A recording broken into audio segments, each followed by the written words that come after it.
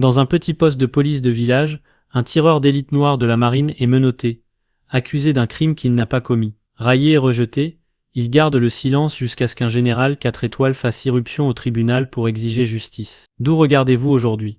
Cette histoire va vous laisser sans voix. Le caporal Lance Jamal Carter, un tireur d'élite de la marine de 24 ans, s'adossait à sa voiture de location sur une route tranquille juste à l'extérieur de Fayetteville, Caroline du Nord. Son uniforme de cérémonie bleu, repassé pour le mariage d'un ami, brillait sous les lampadaires. Récemment rentré d'une mission en Afghanistan, Jamal était chez lui pour célébrer, pas pour se battre. Mais les lumières rouges et bleues clignotant dans son rétroviseur racontaient une autre histoire. Deux policiers locaux, les officiers Daniel et Reed, s'approchèrent. Les mains sur l'étui, sortez. Les mains en l'air, cria Daniels. Jamal obéit à sa voix ferme. Je suis un marine, monsieur. Je me rends juste à un mariage. Reed sourit de manière moqueuse, observant le visage noir de Jamal et ses insignes militaires. Bien sûr que oui. À qui est cette voiture? C'est une voiture de location, officier, dit Jamal en pointant les papiers dans la boîte à gants. Ma carte d'identité est dans mon portefeuille. Daniels arracha la carte d'identité et la lança à Reed. Jamal Carter. Et, cette voiture a été signalée volée. La mâchoire de Jamal se contracta. C'est une erreur. Je l'ai louée hier à Raleigh Durham. Reed ricana. Bonne histoire. Retournez-vous. Main derrière le dos. Avant que Jamal ne puisse protester, les menottes d'acier froid claquèrent autour de ses poignets. Vous êtes en état d'arrestation, dit Daniels. Je suis un marine, répéta Jamal, sa voix calme mais ferme. Vérifiez mon dossier de service. Reed le poussa vers la voiture de patrouille. Gardez ça pour le juge Hérault. Au poste, Jamal était assis dans une cellule, son uniforme de cérémonie froissé. Le poids de l'humiliation était plus lourd que les menottes. Daniel s'appuya contre les barreaux, souriant ironiquement. Tireur d'élite de la marine, vous avez probablement aussi volé cet uniforme. Jamal resta silencieux, son entraînement prenant le dessus. Concentrez-vous, résistez, attendez. Son téléphone confisqué contenait un numéro dont il avait besoin. Son père, le général Marcus Carter, un général 4 étoiles au Pentagone. En grandissant, Jamal avait idolâtré la force tranquille de son père, un homme noir qui avait gravi les échelons contre toute attente. Ne les laisse jamais te briser, mon fils, disait toujours Marcus, ta vérité est ton arme. L'unique appel de Jamal fut pour sa sœur Aïcha, une étudiante en droit de 21 ans, à l'université Howard. Aïcha, c'est moi, dit-il d'une voix basse. Je suis enfermé à Fayetteville. Arrestation injustifiée. Préviens papa. La voix d'Aïcha trembla de fureur. Ils ont fait quoi? Je l'appelle tout de suite. Elle raccrocha, et composa le numéro de Marcus à son bureau de décès. Papa, Jamal a été arrêté, il pense qu'il a volé une voiture, il est dans son uniforme de cérémonie, bon sang. La voix de Marcus était d'acier. J'arrive, dis à Jamal de tenir bon. Il prit son manteau, les étoiles brillant sur ses épaules, et appela son assistant. Obtenez-moi un transport militaire pour Fayetteville maintenant, et procurez-moi le dossier de service du caporal Lance Jamal Carter. Chaque décoration, chaque mission. Le tribunal, de retour au poste, Daniels et Reed enregistrèrent l'arrestation de Jamal, leur scepticisme transpirant. Un bel uniforme ne veut pas dire que vous êtes honnête, dit Reed en écrivant. Le sergent au bureau, un homme plus âgé nommé Ice, fronça les sourcils. Le garçon n'a pas de casier, il dit qu'il est marine, pourquoi ne pas vérifier? Daniels ricana.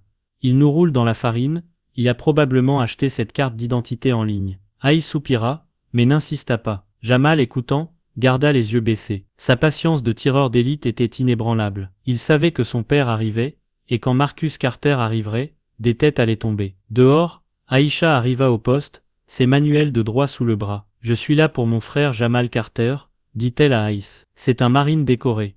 C'est une erreur. Daniel sourit de manière moqueuse depuis son bureau. Une autre Carter.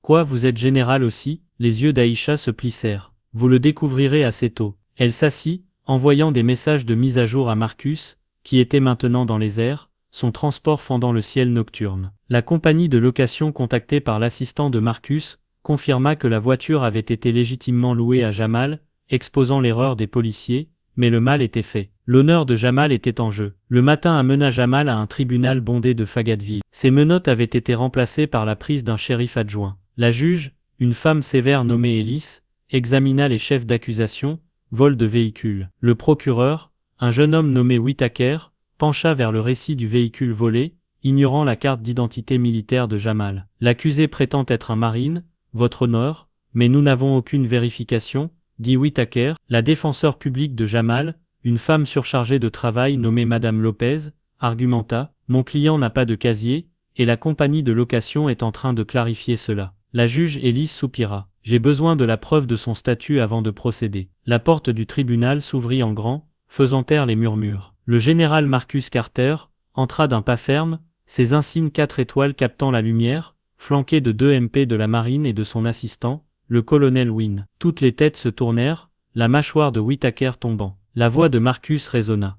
Je suis le général Marcus Carter, corps des marines des États-Unis. C'est mon fils, le caporal Lance Jamal Carter, un tireur d'élite avec 2 missions, et une étoile de bronze. Cette arrestation est une disgrâce. Le marteau de la juge Ellis se figea en l'air. Général Carter, ceci est très irrégulier. Marcus l'interrompit, tendant la tablette de Wynne au shérif adjoint, son dossier de service, le contrat de location, et une déclaration d'entreprise confirmant leur erreur. Mon fils n'est pas un voleur. Le tribunal bourdonna, tandis qu'Ellis parcourait les documents. Daniels et Reed, assis à l'arrière, pâlirent. Marcus se tourna vers eux, son regard glacial. Officier, vous avez menotté un marine en vous basant sur une intuition. Vous n'avez pas vérifié son identité, son dossier, ni la compagnie de location. Pourquoi? Daniels bégaya, nous avons reçu un signalement. La voix de Marcus devint plus tranchante. Un signalement que vous n'avez pas vérifié. Vous avez vu un homme noir dans une belle voiture, et avez supposé le pire. Le silence s'abattit sur la salle, le poids de ces mots s'enfonçant. La juge Ellis s'éclaircit la gorge. Les charges sont rejetées.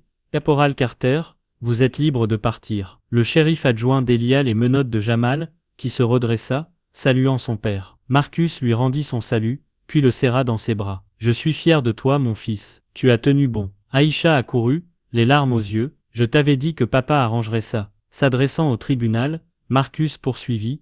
Il ne s'agit pas seulement de mon fils, il s'agit de chaque homme noir jugé avant d'être entendu. Je dépose une plainte formelle auprès du département de police de Fayetteville, et j'attends des excuses publiques. L'appel au changement, dehors les journalistes s'étaient rassemblés. Les flashs crépitaient. Marcus leur fit face. Jamal et Aïcha à ses côtés. Mon fils a servi son pays avec honneur, pourtant il a été traité comme un criminel à cause de sa peau. Nous exigeons des comptes, non seulement pour lui, mais pour tous ceux qui sont confrontés à cela. Daniels et Reed, se faufilant par une porte latérale, évitèrent la presse, leur carrière en péril. Le chef de la police, contacté par le bureau de Marcus, promit une enquête et une formation contre les préjugés. Quelques jours plus tard, le département de police de Fayetteville publia des excuses, citant des erreurs de procédure dans l'arrestation de Jamal. Jamal retourna à son unité, la tête haute. Le mariage qu'il avait manqué fut reprogrammé avec des marines présents. Aïcha, inspirée, prit des cas pro bono pour les arrestations injustifiées. Marcus, de retour au Pentagone,